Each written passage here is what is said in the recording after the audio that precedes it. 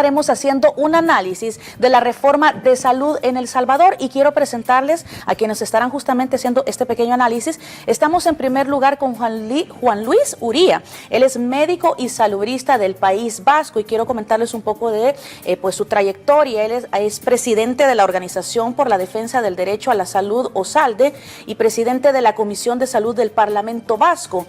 También es profesor máster en cooperación para el desarrollo en la Universidad del País Vasco y ha coordinado el módulo de salud y desarrollo y por supuesto le doy la bienvenida a este espacio. ¿Qué tal, Juan Luis? Un gusto tenerlo por acá. Un placer saludarte, Mónica. Gracias por estar con nosotros y también estará haciendo el análisis de la reforma de salud con nosotros Mario Rovere. Él es médico pediatra y salubrista argentino y parte de su carrera y pues su experiencia nos dice pues que es viceministro de salud durante la administración de Kirchner, ex decano de la Facultad de Medicina de la Universidad de Rosario en Argentina y también coordinador para América Latina de la Asociación Latinoamericana de Medicina Social. ¿Qué tal? ¿Cómo está, Mario? Un gusto tenerlo por acá. ¿Qué tal? Igualmente, un gusto. Gracias por estar con nosotros y hacer este tema, pues un análisis importante. Estamos desarrollando desde 2009 una reforma de salud en El Salvador y quisiera como primer pregunta hacerles, o no sé, ver una evaluación del avance de esta reforma de salud a su juicio. Inicio con usted quizás, Mario, y luego vamos con Juan Luis. A mí me parece, lo primero es que me gusta más un análisis porque es un proceso que está en pleno curso. Sí. Y no tenemos nosotros la posición de evaluadores exactamente, sino en realidad, digamos, hemos estado acompañando desde hace muchos años este proceso importantísimo, digamos, para la construcción de ciudadanía y la construcción de derecho a la salud aquí en El Salvador. Como en todos los países, digamos, los procesos de reforma son procesos, digamos, no lineales, es decir, que tienen avances y retrocesos, pero los ejes de la reforma son importantísimos, aún los que son más claros, los que resultan más fáciles de entender para la población, pero también otros que parecen que indirectamente que no tuvieran tanto que ver con la salud de la población y sin embargo son fundamentales, digamos, como temas vinculados a recursos humanos o vinculados a la organización del sistema de salud mismo. Así que, digamos, nosotros pensamos que hay un enorme avance, digamos, en el sistema de salud salvadoreño y estamos acompañando con mucho interés porque al ser parte también de una organización internacional nos importa mucho el intercambio de experiencias. Entonces, cuando venimos a El Salvador, por decir así, no venimos solo a enseñar, sino también a aprender. Juan Luis, por favor, también este primer análisis, como decía Mario, también más que una evaluación, un análisis. Con mucho gusto. Como dice mi colega Mario Rovere, yo creo que hay muchas maneras de mirar la reforma de salud de El Salvador. Y sobre todo es muy conveniente mirar lo que dice la gente, porque la patria es la gente, sabe usted bien. Cuando hablamos del orgullo de ser salvadoreño, el orgullo de ser salvadoreña, ¿a qué nos estamos refiriendo? Nos estamos refiriendo a las condiciones de vida y de bienestar de la mayoría de la gente. Y por supuesto, ¿a qué piensa la gente de su sistema sanitario? Nosotros, como acompañantes, como observadores internacionales, como invitados, podemos apreciar algunos asuntos que conocemos y que conocemos no porque nosotros los hemos analizado, sino porque el Ministerio lo ha evaluado. Conocemos la mejora en los temas de mortalidad materna, muerte infantil, conocemos algunas mejoras en algunas muertes que se han evitado por la prevención y por la promoción en enfermedades infecciosas. Es uno de los países en la región centroamericana que en más corto tiempo han abordado las epidemias de dengue, de Zika o de otros patógenos que han preocupado tanto a nivel internacional como a nivel regional. Pero las cosas no hay que verlas solamente por los resultados en salud, asunto que nos llevaría tiempo y, como bien dice mi colega Mario, hay que preguntar a evaluadores y a ver con qué sistemática lo han hecho. Estos datos que yo he presentado los conocemos porque ya son contrastados a nivel internacional. Es también muy interesante conocer los procesos de las cosas, cómo funcionan los hospitales, cómo funcionan los ecos familiares y especializados, cómo funcionan las unidades intermedias de salud, qué piensan los profesionales médicos médicos del primer nivel y de otros niveles de atención y qué piensa la población que participa activamente. Claro, esas preguntas, esos comentarios, es muy interesante que el Ministerio tenga la sensibilidad suficiente para hacerlo de forma sistemática y tener todos bien una apreciación bien fuerte, porque fíjese que los datos a veces son fríos y lo que la gente percibe, ¿verdad?, lo que la gente piensa de las listas de espera o del abastecimiento de medicamentos o del trato de los médicos o de la atención de los procesos de vacunación u otros tipos de actividades de promoción, prevención, asistencia o rehabilitación, lo que viene a llamar el Ministerio, lo que llamamos a nivel internacional atención integral de la salud. Eso, fíjese, que es muy interesante, la percepción que tiene la gente, porque usted puede dar datos aquí, Mónica, puede dar los datos que usted quiera de mortalidad, que ha disminuido, de enfermedades que han disminuido, de procesos que han mejorado. Usted puede explicar lo que quiera, pero la percepción de la gente es fundamental. Nosotros hemos tenido poco tiempo de hablar con ciudadanos y ciudadanas salvadoreñas y realmente la gente está muy satisfecha de del primer nivel de atención, del nivel de atención que los ECOs, nuestros médicos de familia, vuestros médicos de familia, digo nuestros y vuestros, porque nosotros nos identificamos con la experiencia extraordinaria que están haciendo con la reforma de salud y que están haciendo así patria en un país pequeñito como es El Salvador. Bien, justamente. Ahora, hay un principio rector de la reforma y es que es justamente la salud es un derecho humano y eso no solo es en El Salvador, sino que también es una situación a nivel mundial y más que verse como un derecho, más bien el servicio, porque muchos dicen los servicios de salud y todo, pero más que eso es un derecho humano. Entonces, en ese sentido, ¿cómo se relaciona esto con las políticas de salud y de qué manera podemos constatar ese cambio de visión? Porque definitivamente, siempre, como lo digo, se ha mencionado que es un servicio al que todo el mundo tiene derecho, pero más bien es un derecho humano que tiene toda persona, ¿no? ¿Qué podemos decir sobre esto? Bueno, lo primero que podríamos decir es que el derecho a la salud es más grande que el derecho a la atención de la salud. Así que digamos que efectivamente lo que la gente le pide, digamos, al Ministerio de Salud es tener servicios, tener capacidad de respuesta, pero lo que nosotros sabemos es que existen algunas enfermedades, digamos, existen algunas situaciones, problemas de salud que simplemente no deberían haber ocurrido. Es decir, que, digamos, que hay una serie de medidas que a veces no son tan visibles, digamos, pero que hacen a la diferencia, digamos, en términos fundamentalmente de los riesgos de enfermar o de morir incluso por causas absolutamente evitables. La palabra evitable es una palabra clave para entender la lógica del derecho, porque si yo, llego a enfermarme por la contaminación de un basural, digamos, que está muy cerca de mi casa, que después me atiendan bien, digamos, no significa que el derecho a la salud sea cumplido. Simplemente yo no debía tener un basural cerca de mi casa y eso forma parte, digamos, de las políticas de salud. Las políticas de salud no son solamente brindar servicios de salud, sino integrar las respuestas del Estado también con áreas que a veces no son nacionales, como pueden ser la responsabilidad de las alcaldías, digamos. Y en ese sentido, el Ministerio de Salud ha dado pruebas fehacientes, digamos, de cómo ha operado, y el mejor caso es el que ya justamente se ha mencionado en relación al tema del combate a la Aedes aegypti, ¿no? Es decir, el Aedes aegypti es un insecto que nos ha puesto en jaque a todo el sistema de salud de América Latina. Y es claro, digamos, que no se lo combate en los hospitales y no se lo combate en los centros de salud, sino es que se lo combate donde la gente vive, donde la gente estudia, donde la gente trabaja, porque básicamente es un insecto absolutamente doméstico. Entonces, sistemas de salud de los que todo el mundo sabe que son los sistemas de salud más eficientes, como el caso incluso del sistema de salud de Cuba, por ejemplo, sí. Ellos dicen sin ningún lugar a duda que la batalla contra las enfermedades que transmite la Aedes aegypti, es decir, el Zika, el dengue, el chikungunya, se gana en las calles, se gana con las familias y se gana en los barrios.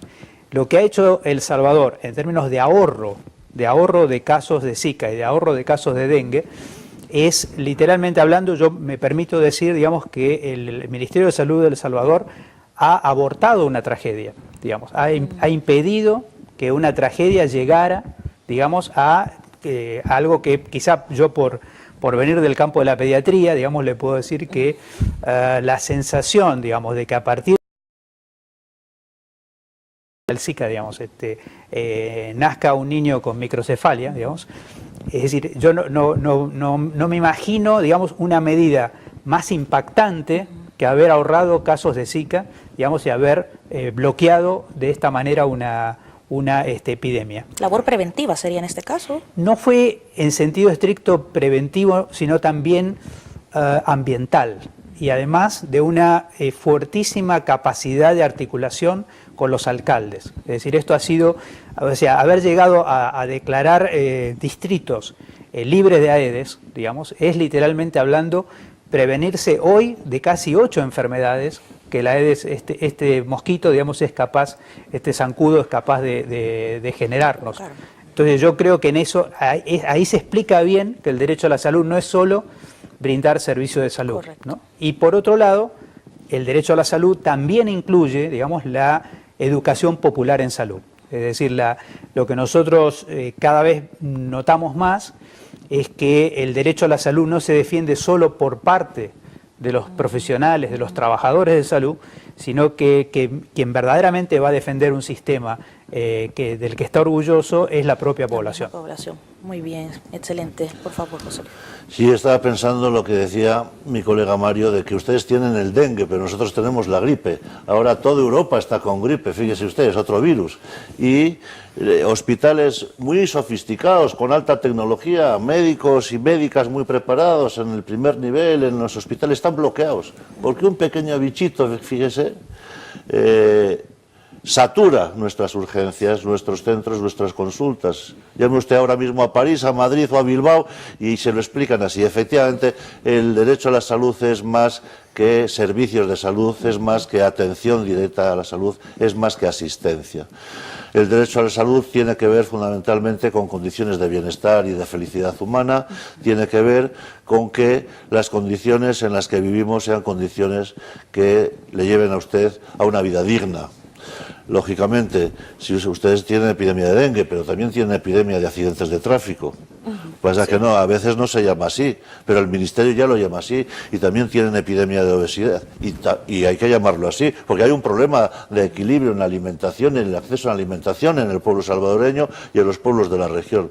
Quien dice la alimentación, quien dice la ordenación del transporte y del tráfico, también puede hablar de la vivienda o puede hablar de otros elementos que tienen que ver con las condiciones materiales de vida. Tiene que ver con el bienestar de la gente. Tiene que ver, insisto en la palabra, con la felicidad, porque a veces parecería que cuando hablamos de felicidad hablamos de música o yo qué sé de qué, de naturaleza. La felicidad tiene que ver con vivir bien, ¿verdad? Por eso el Ministerio de Salud ha abordado la salud, valga la redundancia, bajo el punto de vista de la cultura de los derechos y bajo el punto de vista de la determinación social de la salud. O sea, bajo el punto de vista del conjunto de medios en los que vivimos, las mujeres, los niños. También hay una epidemia de violencia contra la mujer. Claro. Eso también se llama epidemia, como el dengue, se llama así. ¿Por qué? Porque hay más casos de los que tendría que haber, porque no tendría que haber ni un único caso, ni un solo caso. Entonces, que el Ministerio aborde el derecho a la salud como el eje central de toda la política de salud en un país pequeño como es El Salvador es un asunto para tomar muy buena nota, porque quiere decir que va a abordar los problemas del agua, los problemas del tráfico, con sus disponibilidades, con la capacidad de riqueza que hay en este país. También los problemas de los virus, también los problemas de los servicios sanitarios, pero también el problema de la vivienda.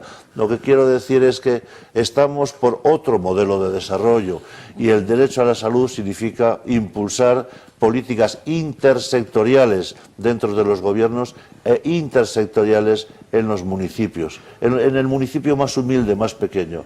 ¿Por qué? Porque si coordinamos toda la actividad de la mayoría de los sectores que trabajan por mejorar la vida del pueblo salvadoreño, sin duda vamos hacia otro modelo de desarrollo probablemente más sostenible y que haga que la gente sea más feliz y más sana, más saludable. Ahora nos quedamos con un punto importante y hablábamos de lo comunitario. ¿Qué análisis podría hacerse del tema comunitario? Es decir, el acercamiento del derecho a la salud a la población. Por ejemplo, mencionamos que hay algunos sectores, en algunos municipios donde el acceso a la salud era difícil, pero ahora con los ecos familiares se trata la manera de acercar este servicio.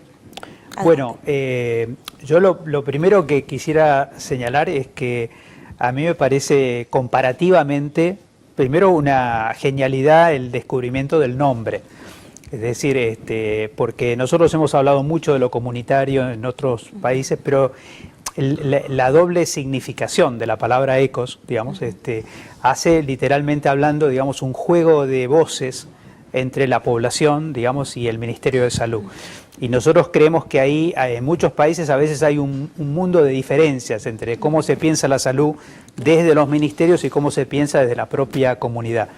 Entonces, a mí diría que el nombre ha sorprendido, incluso tenemos algunas copias en otros países a partir de esta iniciativa del Ministerio. Y sobre todo a partir del momento clave, digamos, que es el momento en que la población empieza a demandar ecos y empieza a exigir ecos, que digamos que de alguna manera se instalan en la cultura del pueblo salvadoreño, como al principio como un beneficio y luego como un derecho, digamos, porque digamos uno podría imaginarse no solamente la población que si no lo tiene quiere tenerlo, sino también lo que significaría si no lo tiene, es decir, que inmediatamente produce un efecto, digamos, de ya es parte de mi vida, es parte de mi ser, de mi comunidad, de mi barrio, digamos, de mi comarca, digamos, el hecho de que estén estos equipos y además que sean equipos, o sea, hay otros países que tienen alguna persona, algún promotor, digamos, pero acá estamos hablando de equipos comunitarios, digamos, que es ni más ni menos lo que también como propuesta, digamos, está impulsándose hoy desde la Organización Mundial de la Salud y desde la Organización Panamericana de la Salud, porque hay países que no lo tienen y en este momento, digamos, la idea de generar una atención primaria no con personas sueltas o profesionales aislados, sino con equipos multidisciplinarios, interdisciplinarios de salud, eso es exactamente lo que está hoy en el centro de la política internacional. El Salvador ha tomado esto desde el inicio, digamos, por cierto, es al principio parece más fácil porque uno tiene oferta y empieza como a avanzar en el territorio, luego puede haber problemas digamos, restricciones que tienen que ver con que uno, si tiene efectivamente las personas, los médicos, las enfermeras, el equipo, digamos, para poder multiplicar los ecos que el país necesita. Y creo que ha sido también muy adecuada la priorización, digamos, porque evidentemente la priorización sobre las zonas más desprotegidas, claro, digamos, es un elemento clave para compensar, digamos, primero a quien más necesita. En el principio de equidad, los ministerios de salud tienen dos desafíos a veces. Uno es la universalidad, es decir, que uno le tiene que dar a todos, y al mismo tiempo la equidad, que es que algunos están particularmente en situación desaventajada y uno debe priorizar, digamos, la salud de esas poblaciones. Creo que lo que los ecos han hecho, digamos, hasta aquí, y la tarea, por cierto, no ha terminado, sino que la tarea continúa, digamos, es llegar a cubrir la totalidad del país con esta forma de respuesta, que ahorra al mismo tiempo una enorme cantidad de recursos en los hospitales, digamos, porque muchísimos problemas de salud que atienden los ecos, antes, digamos, cuando se agravaban, terminaban en los hospitales, ¿no es cierto?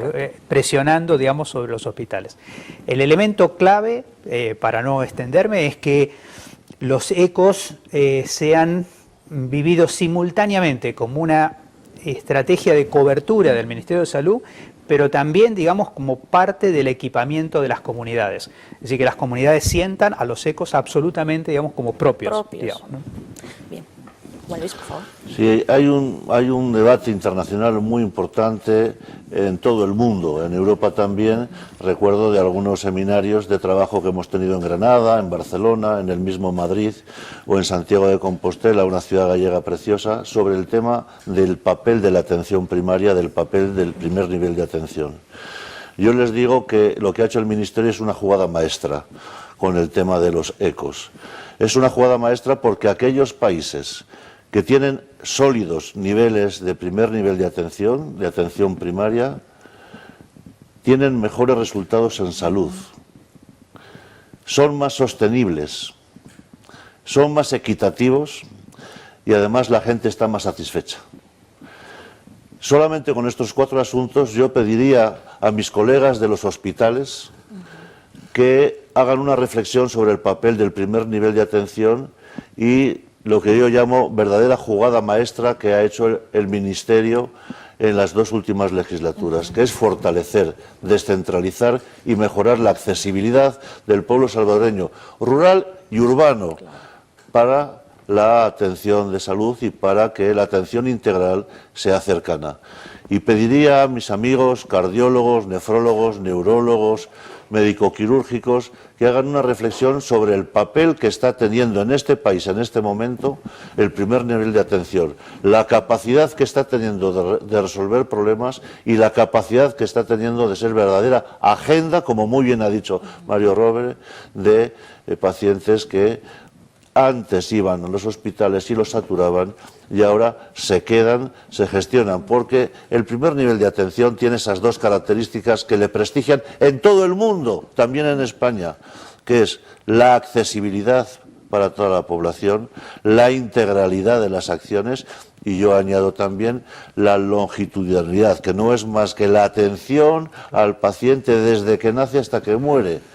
Y el hospital, que siempre hay que tener buenos hospitales, siempre hay que tener buenos médicos, siempre hay que tener gente amable en los hospitales, te ve un ratito, una parte de tu cuerpo y un tiempo determinado.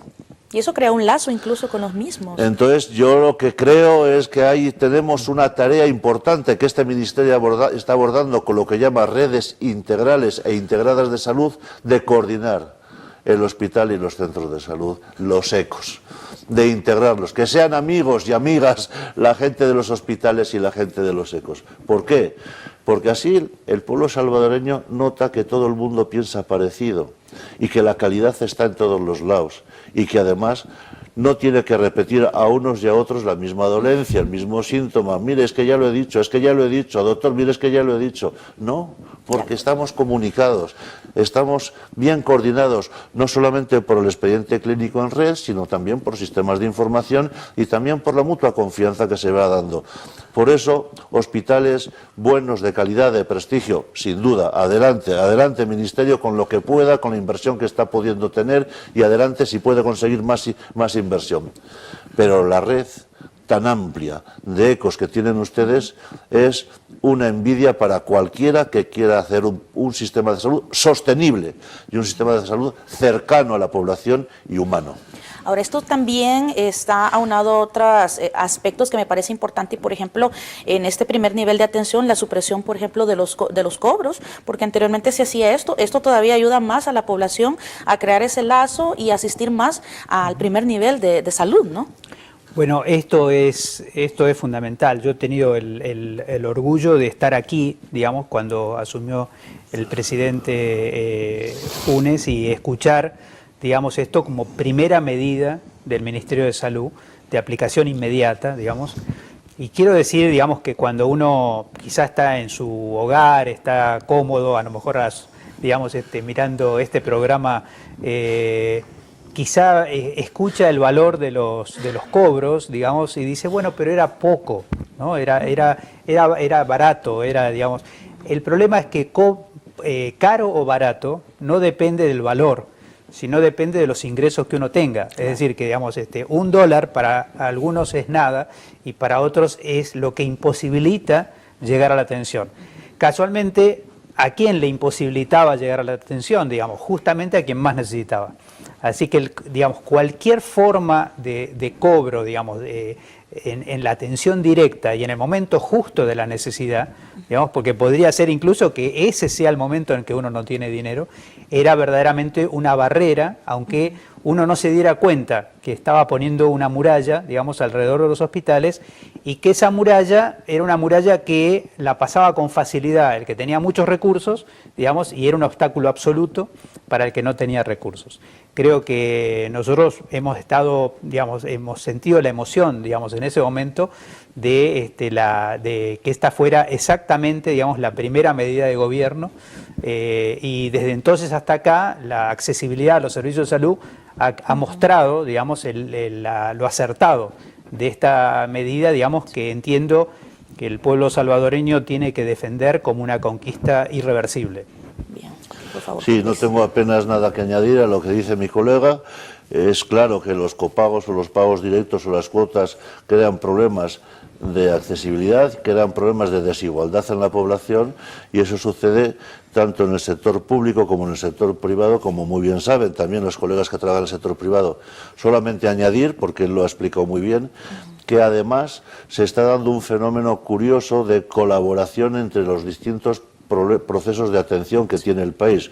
Usted recuerda, Mónica, que además del Ministerio, Fosalud hace su oferta, ¿verdad? Claro. El Instituto Salvadoreño de Seguridad Social, para la gente afiliada a la Seguridad Social, tiene sus propios recursos. Bienestar Magisterial, gracias a años de lucha, tiene sus propios recursos, y las Fuerzas Armadas también. Nosotros estamos felices de ver algunas experiencias, no muchas, pero algunas experiencias de colaboración entre los distintos sistemas de salud, por ejemplo, en los temas de vacunaciones, que el Ministerio paga presupuestariamente con su presupuesto, valga la redundancia, las vacunaciones, pero se pone a toda la población salvadoreña, como si usted está en bienestar magisterial, como si usted va a la privada, como si usted tiene seguro o si usted es militar. Quiero quedar claro que un ejemplo de lo que estoy diciendo es la actitud colaborativa permanente en el caso de las emergencias y de las urgencias de Fosalud con el MINSA. Sí. Es un asunto que conocen los profesionales, que conoce el Ministerio y que hemos hablado con la propia directora de Fosalud. Yo creo que este camino de coordinar esfuerzos y no duplicar servicios, fíjense, se gasta menos y se es más eficaz. Hay otro punto que también estábamos mencionando antes de irnos a la pausa, y es la provisión de los medicamentos en los centros de salud, que siempre está pues en el punto de la opinión pública, ¿no? Justamente, que es algo que también se destaca mucho o que se denuncia bastante, pero ¿cómo se resuelve esa demanda en un sistema de salud con recursos un poco limitados y con una visión también integral de la salud, ¿no? ¿Cómo podemos analizar esto? Yo lo primero que diría es que como está en este momento el mercado mundial de medicamentos, no hay país para el cual los recursos sean suficientes. Y una política nacional de medicamentos requiere, digamos, 3 o 4 niveles, digamos, como para poder organizar un poco el pensamiento sobre este campo, digamos. El primero que todos vamos a comprender es el problema del precio, digamos. El problema del precio, en una época nosotros hablamos de medicamentos de alto costo, digamos, y decíamos, bueno, hay medicamentos que son costosos, digamos. El problema es que en este momento estamos enfrentando una nueva situación, que es medicamentos de alto precio, pero que en realidad son de bajo costo para el que lo produce. Es decir, el precio se ha independizado del costo. Y estos son especulaciones verdaderamente criminales, digamos, en relación al tema de la capacidad, digamos, que tienen los laboratorios, que tienen sobre todo monopolio de algunos productos, de, a partir de las patentes, de fijar precio sobre la base, digamos, de la necesidad del otro, digamos. Sí. Este es un problema mundial. Así que, digamos, que la primera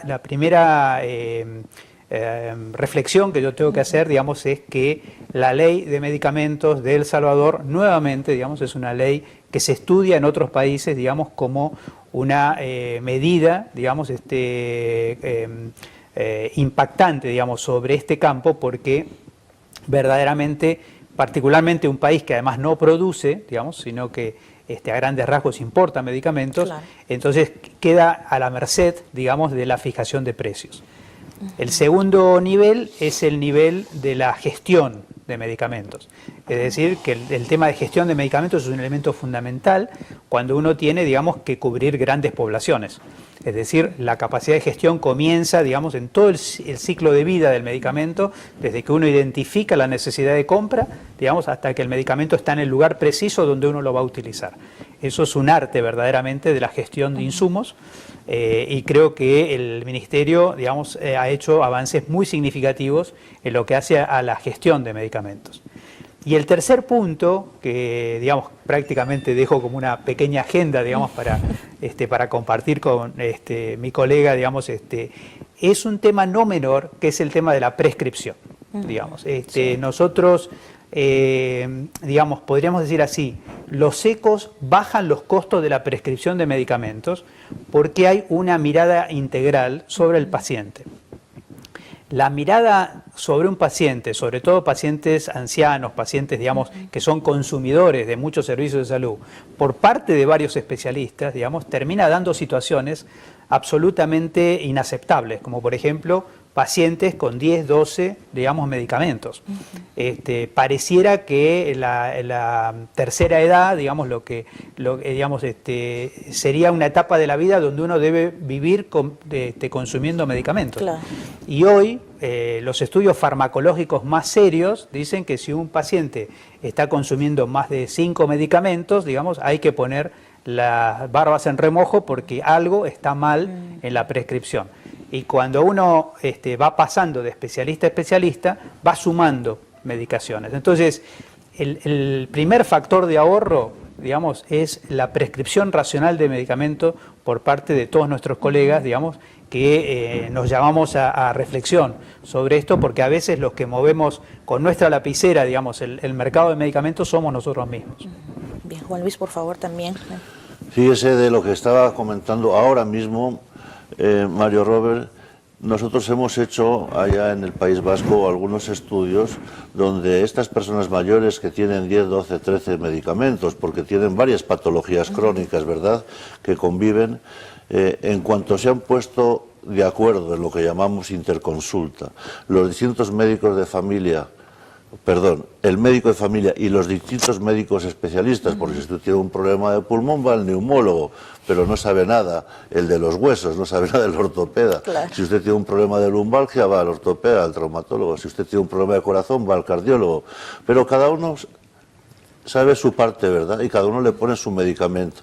El único que coordina estas cuestiones es el médico de familia, el que está más cercano.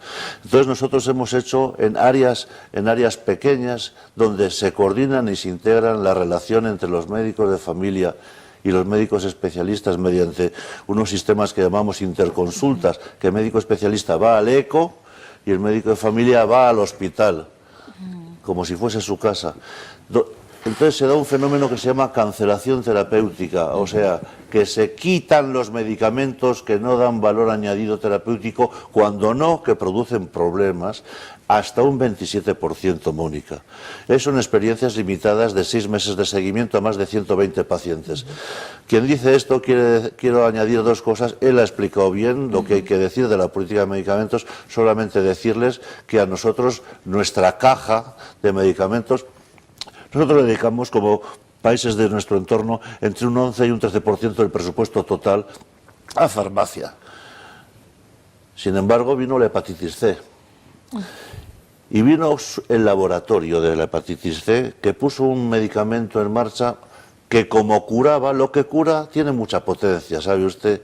Y entonces tiene que haber mucho cuidado con lo que se hace con ese medicamento, que tenía un mercado cautivo porque era monopolista para su venta. El ciclo del medicamento valía $165, el ciclo de la producción, hacerlo en la fábrica, para entendernos, en el laboratorio farmacéutico. Se vendió en Europa y en concreto en España a 40.000 euros, a 30.000. Y al final, cuando varios gobiernos se pusieron de acuerdo para hacer una especie de lobby de negociación, llegó a 23.000, estoy hablando de tratamientos completos, 6 meses. Eso puso a ese medicamento en el top de todos los medicamentos que tomaba la población vasca, y además disparó el presupuesto a entre 3 y un 5% más de lo esperado. Eso fue el año pasado. Pero de medicamentos solo quiero añadir dos asuntos más que, en mi opinión, tienen mucha importancia para el Ministerio de Salud salvadoreño. El tener acceso a los medicamentos no significa aumentar su consumo. Por lo tanto, las políticas del uso racional del medicamento en el primer nivel y en el hospital también son esenciales. Nosotros no queremos una sociedad salvadoreña, ni nosotros ni nadie, medicalizada. Queremos una sociedad salvadoreña que no le falte lo que necesita, pero no medicalizada. Cuidado con este tema del acceso libre a los medicamentos. Que no falte de nada, como decimos por allí, por Andalucía. Que no falte de nada, pero que no falte de nada a quien lo necesita. Y la segunda cuestión que quiero plantear en la gestión de los medicamentos, que el Ministerio está contento con el nivel de desabastecimiento, que parece que no es mucho.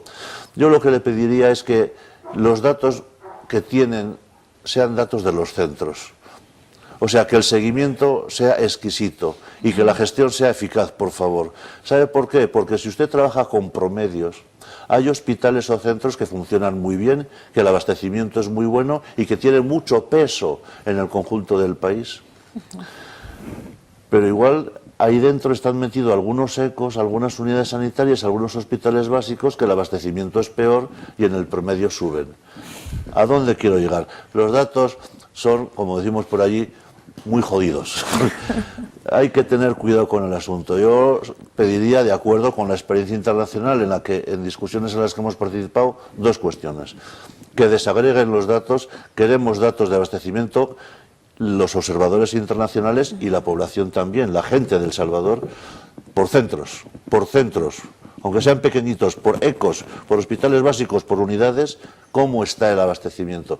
Y segundo, quisiéramos un seguimiento proactivo por parte de los técnicos del Ministerio más cercano, de modo que no haya problemas y que la gente no se enfade cuando los problemas se pueden resolver con una gestión eficaz, con una gestión buena. Solamente esa sugerencia, pero ni siquiera es sugerencia mía, me lo han planteado médicos jóvenes salvadoreños que saben latín, que son listos como el hambre y se están dando cuenta que cuando dicen el promedio del abastecimiento es muy bueno en la región no sé qué, y dice, sí, pero aquí hay 3 ecos que no tienen ese promedio. Cuidado con el tema. Entonces, la voluntad del gobierno es buena, la voluntad del ministerio es buena. Las técnicas de gestión tienen que ser más finas y los seguimientos del abastecimiento tienen que ser más desagregados y más finos. Y hagan caso a la gente que trabaja en los centros. Bien, perfecta esa recomendación, bien a tomar.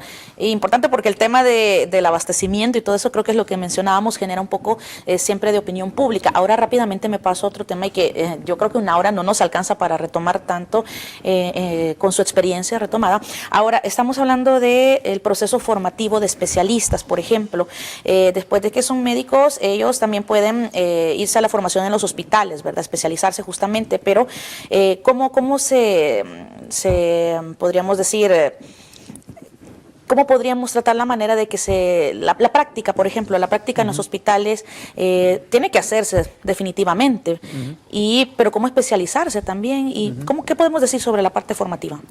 Bueno, lo primero que pudiéramos decir es que hoy existen recomendaciones internacionales suficientemente probadas, digamos, en donde literalmente un país bien organizado, digamos, tendría, para decirlo de una forma simple, la mitad de sus médicos deben ser médicos de familia, digamos. Es decir, que la primera cosa que yo debo decir es que, digamos, desde el ingreso a la Facultad de Medicina, yo debo empezar a instalar la idea, digamos, de que una proporción muy importante de los que están estudiando medicina, digamos, lleguen, digamos, a abrazar, digamos, la especialidad de medicina familiar, que por cierto es una especialidad, digamos, y no es solamente, algunos piensan que la medicina familiar es la ausencia de especialidad, digamos, en realidad es más complejo recibirse de médico familiar que de otras especialidades. Lo segundo que podría decir es lo que podemos llamar los escenarios de la atención de la salud son todo el sistema de salud, digamos. Esto significa, digamos, que hay que romper la idea de que los médicos se forman en los hospitales, digamos, ¿no? Es decir, los médicos se forman en la red de servicios que incluye los hospitales.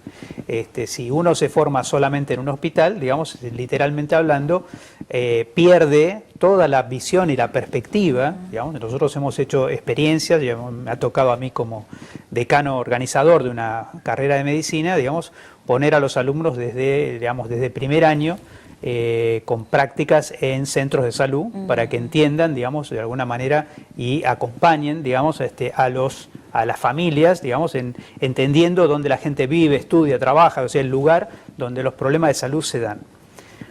Yo diría que si hace 10 años me preguntaban esto, diría lo mismo que estoy diciendo ahora, pero la situación ha cambiado, reforzando la necesidad de tener cada vez más médicos de familia. ¿Por qué, digamos? Porque nosotros tenemos un cambio muy importante en las formas como la población, de qué se enferma la población. Y hemos tenido hasta ahora, digamos, una imagen muy fuerte que permea la idea del médico, que es la idea de la urgencia, la emergencia, digamos, el problema agudo, digamos. Sí. Pero resulta que lo que verificamos es que hay cada vez más enfermedades crónicas. Enfermedades que lo van a acompañar a uno de repente por el resto de su vida. Digamos, incluso cambiando su identidad, porque uno cuando dice, no dice tengo diabetes, dice soy diabético. Es decir, digamos, es prácticamente una identidad nueva, digamos, ¿no es cierto?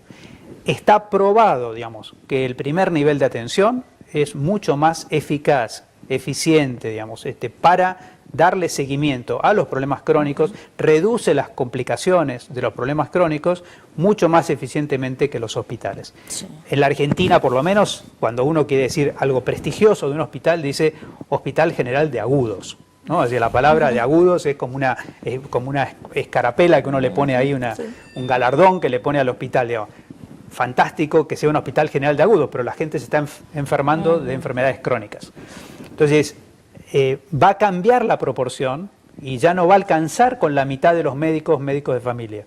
Va a tener que superar ese 50%, de tal manera que lo que yo diría es que la obligación que tienen las facultades de medicina en todo el continente es explicarle a sus alumnos en el ingreso a medicina, digamos, que se espera de ellos primariamente que sean médicos de familia. En consecuencia, que el escenario de formación primordial, digamos, sea donde están las comunidades, en los ecos, en los centros de salud, en donde la gente vive, estudia, trabaja. Gran trabajo que también tienen que hacer las universidades, por Exactamente. favor. Juan Luis.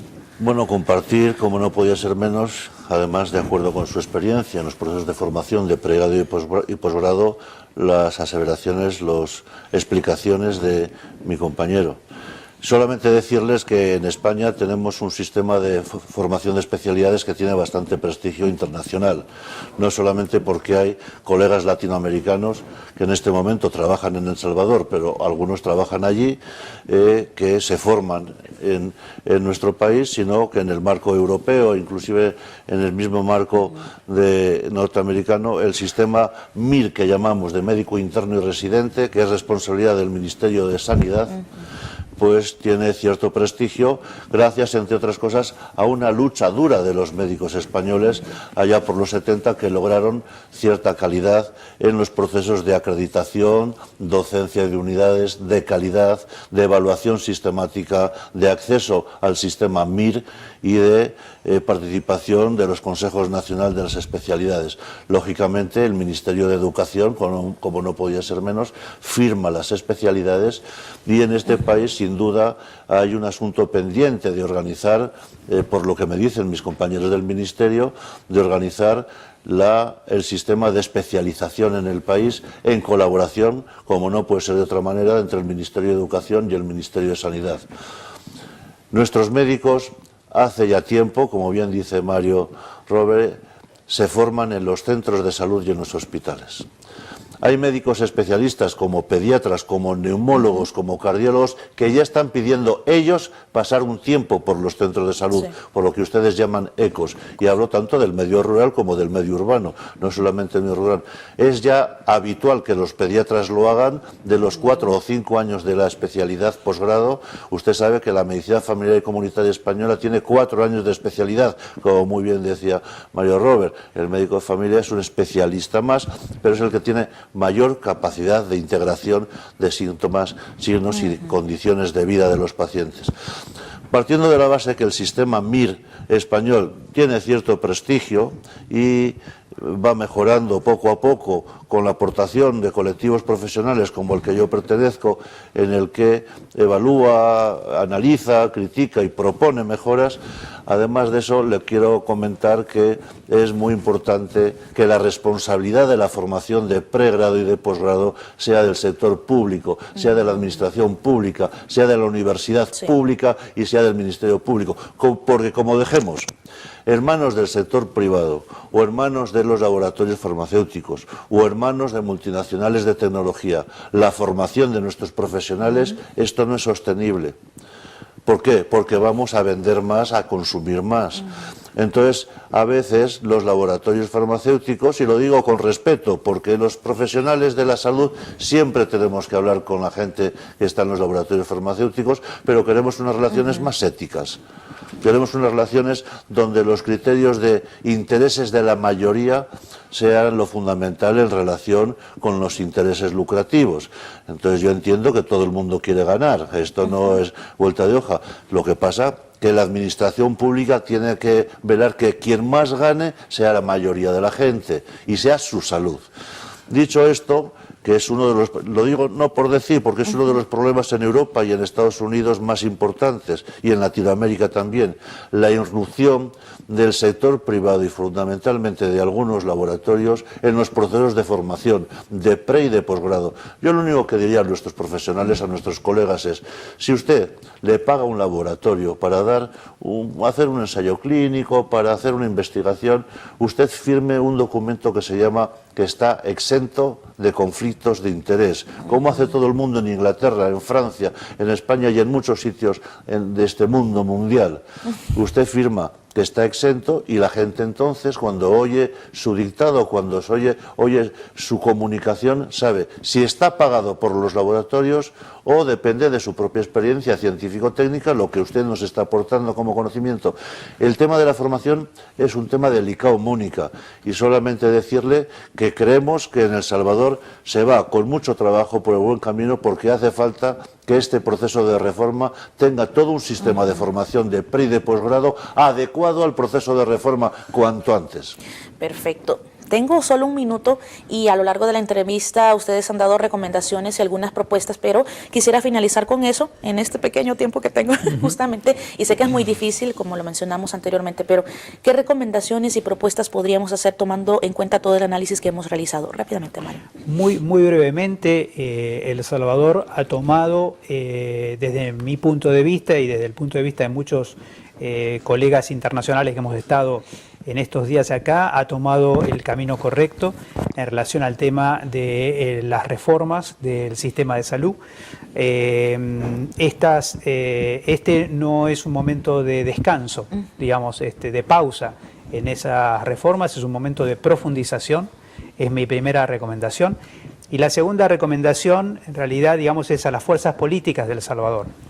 Porque no se está discutiendo aquí, digamos, la posición de un gobierno u otro, la posición de un partido político u otro.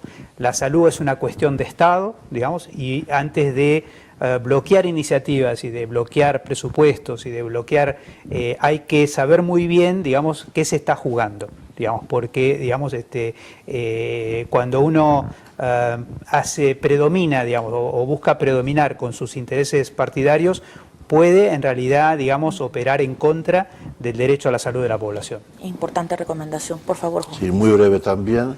Solamente pido a los dirigentes y a las dirigentes, que la ministra es mujer, del Ministerio, que allí donde detecten, en el MINSA, en cualquier sitio, gente que trabaja bien, gente que es amable, gente que trata bien a los pacientes, gente y profesionales que tienen un compromiso con la calidad del sistema y de la reforma en los hospitales y en los ECOs, protéjanles, ayúdenles, cuídenles. Y esta última reflexión como parlamentario vasco, a mis colegas parlamentarios salvadoreños del Congreso. Ustedes tienen una joya en las manos que se llama un proceso de reforma sanitaria, porque para los salvadoreños puede ser un verdadero orgullo tener un sistema sanitario potente, relativamente bueno, de acuerdo con el nivel de riqueza que tienen, y además que en los procesos de participación ciudadana le hacen más cercano a la gente y la gente está más satisfecha. El patriotismo salvadoreño, el orgullo de la nación salvadoreña y el orgullo de los parlamentarios salvadoreños, como de los parlamentarios vascos, es defender lo que les da prestigio en el mundo, lo que les da prestigio en la región, y eso es la reforma de salud.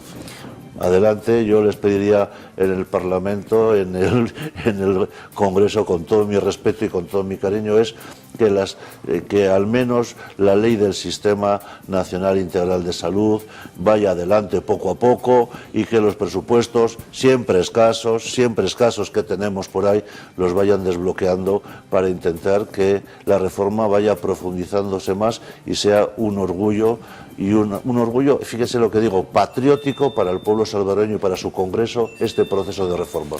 Perfecto, muy agradecidas por esas recomendaciones que nos acaban de brindar y muy directas, específicamente porque hay que velar por el derecho a la salud de los salvadoreños, y esto es algo que a nivel mundial se mantiene en cada uno de los países. Yo pues agradezco, es un honor haber platicado con ustedes, haber conocido mucho más y ver la visión que ustedes justamente tengan, un poco redundante ahí, pero sobre el sistema de salud no salvadoreño, la reforma de salud que está adelante. Así que muchas gracias a ambos y pues siempre están bienvenidos acá en Agenda Ciudadana. Gracias, Gracias a ustedes.